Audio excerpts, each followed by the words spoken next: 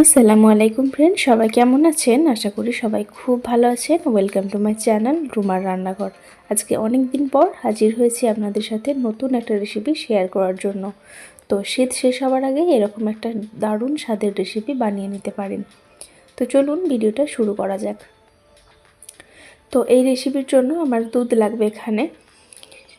তো একটা কড়াই আমি উনুনে বসিয়ে দিয়েছি, খুব ভালো মতো গরম হয়ে গেলে অল্প একটু পরিমাণে পানি দিয়ে নিচ্ছি। পানিটা দেওয়ার কারণ আপনাদের বলবো। তো এইখানে 1.5 লিটার পরিমাণ দুধ আমি নিয়েছি। তো পানিটা দেওয়ার কারণ, দুধ যেরকমই হোক না কেন কড়াইটা গরম করে অল্প একটু পানি দিয়ে নিলে দুধটা তলায় ধরে যায় না বা লেগে যায় না। তো দুধটা ওদিকে ফুটতে থাকুক, এদিকে অন্য একটা কড়াইতে আমি একটা মিডিয়াম সাইজের নারকেল কুড়িয়ে নিয়েছি আর দিয়ে দিচ্ছি নলেন গুড়, যার মধ্যে পুরটা আমি রেডি করে নেব খুব সুন্দরভাবে। নলেন গুড়টা এখানে আমার 200 গ্রাম আছে। তো নারকেলের সাথে ভালোভাবে মিশিয়ে নেব। আপনারা চাইলে কিন্তু মিষ্টিটা যে যার স্বাদ অনুযায়ী বাড়িয়ে কমিয়ে নিতে পারেন। তো আমার কাছে হালকা মিষ্টি ভালো লাগে। তো ভালোভাবে গুড়ের সাথে মিশিয়ে নিয়েছি। এখন এই পর্যায়ে অল্প একটু পানি আছে, তো আরও 5 মিনিট মতো ওটাকে ভেজে নিতে হবে। তো এদিকে আমার দুধটা ফুটে উঠেছে, এখন আঁচটা আমি কমিয়ে দেব। তো আরও 5-7 মিনিট পর আমি দেখিয়ে দিলাম আপনাদের, নারকেলের পানিটা কিন্তু অনেকটা শুকনো হয়ে গেছে। নারকেলটা নামিয়ে নিয়ে দুধটা অন্যদিকে করে দিলাম। আর এদিকে একটা সাইজের বাটি নিয়েছি, ওই সাইজের বাটির পানি নেব 1 বাটি পরিমাণ, 2 চামচ পরিমাণ নুন দিয়েছি। আর যেই বাটিতে মাপ করে পানি নিয়েছি ওই বাটিতে 2 বাটি পরিমাণ আটা লাগবে। এবার পানিটা যখন হালকা একটু ফুটতে শুরু করবে তখন ওর মধ্যে 2 বাটি পরিমাণ আটা আমি দিয়ে নেব আর খুব সুন্দরভাবে কাই করে নেব। তো একটু ঠান্ডা হয়ে গেছে যখন, তখন আমি হাতে করে একটু মেখে নেব, না হলে কিন্তু শক্ত হয়ে যাবে। হালকা গরম থাকতে থাকতে একটু মেখে নেবেন, দেখবেন সুন্দরভাবে একদম রেডি হয়ে যাবে খামিরটা। তো এটাকে একটু ঠান্ডা করে নেব আমি। তারপরে অর্ধেকটা পরিমাণ এখানে নিয়ে নিয়েছি আমি, একটুখানি ঘি দিয়ে নেব এর মধ্যে। এই ঘিটা দিলে কিন্তু, গাওয়া ঘি দিয়েছি আমি, আমুলের ঘিটা এখানে নিয়েছি। ঘিটা দিলে কিন্তু এই পিঠেটার স্বাদটা খুবই সুন্দর আসে। তো 1 চামচ পরিমাণ ঘি দিয়ে নিয়েছি আর পুরো খামিরটা নিয়ে নিয়েছি। ভালোভাবে মেখে নিয়ে ছোট ছোট করে লেচি কেটে নেব। দেখুন এখানে অনেকগুলো পরিমাণ লেচি আমার কাটা হয়ে গেছে। আর 2 হাতে করে ছোট্ট একটা বাটির মতো শেপ দিয়ে নেব। তো দুধ শিউলির মাপগুলো কিন্তু খুবই ছোট ছোট হয়।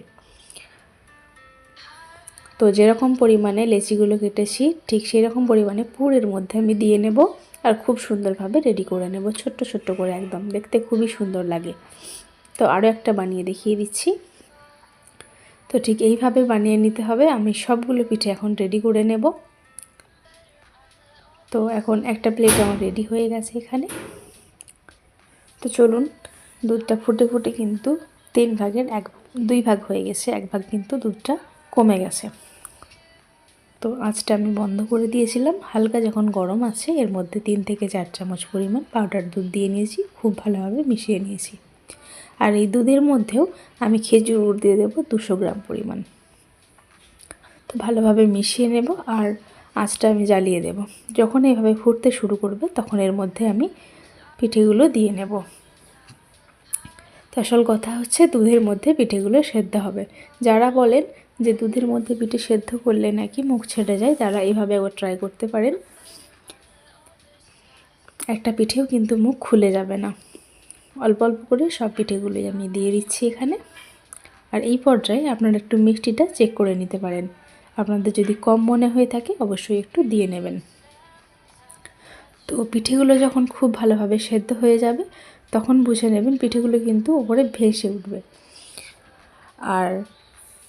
আর একটু ভালো ফ্লেভার দেওয়ার জন্য এর মধ্যে আমি দিয়ে নিয়েছি কয়েকটা লবঙ্গ আর একটুখানি এলাচ থেতো করে 4 থেকে 5টা মতো। তো এই ছিল আমার আজকের রেসিপি কিন্তু খুবই সুন্দর খেতে হয়। অবশ্যই আপনারা বাড়িতে বানিয়ে দেখবেন, এতটা টেস্টি হয় এই পিঠেটা। আর খেজুর গুড় দিয়ে যদি এই রেসিপি বানানো যায় তাহলে তার কোনো কথাই নেই। তো চলুন আজকের মতো এই পর্যন্তই। দেখা হবে আপনাদের সাথে পরবর্তী নতুন একটা ভিডিও নিয়ে। নতুন ভিডিও দেখার আপনাদের আমন্ত্রণ রইল। আপনারা ভালো থাকবেন, সুস্থ থাকবেন, সাবধানে থাকবেন।